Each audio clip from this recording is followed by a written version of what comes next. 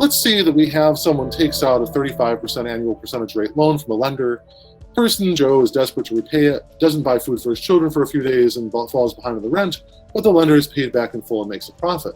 Now the question I have here is this type of loan coded a success by proprietary algos? And I'd have to say that, from my external perspective, I'd say by and large yes, because data about child hunger levels or housing precarity or bad credit score, well, actually, that's one that would be included, would be if the late rent payment resulted in a bad credit score.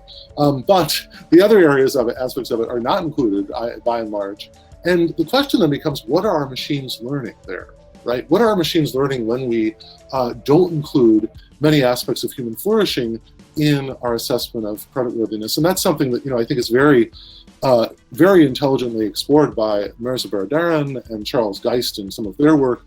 And that, I think is relevant to what I would call my first law of robotics, is that the AI and robotics should complement professionals rather than replacing them. Because I think to the extent that this type of proprietary algo is merely complementing human decision makers in the process, those human decision makers can be open to new forms of data that might be, say, appeals to conscience or appeals from regulators, be they prudential regulators or other forms of financial regulation, that might be able to avoid this. And I think it's very important in terms of machine learning, because if we don't intervene in a situation like this, the machine's just going to learn to look for more people like Joe.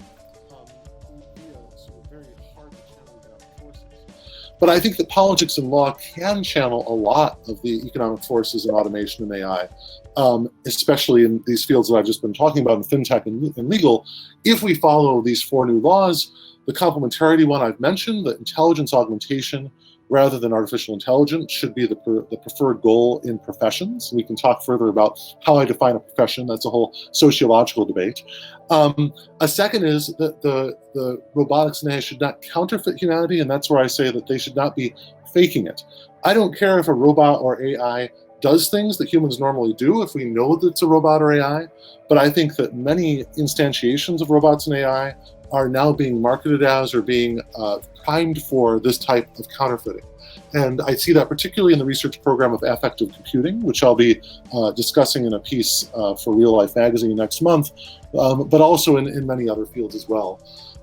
Cooperation is sort of another principle that is sort of my anti-arms race principle, and responsibility. And by the way, this idea of cooperation really is fascinating when you compare it to the neoliberal watchword of competition. Right? So often the idea in books like Thomas Philippon's is that competition is the cure to all of our ills. But there's another range of thinkers, like Michelle Meager just came out with a very interesting book called Competition is Killing Us.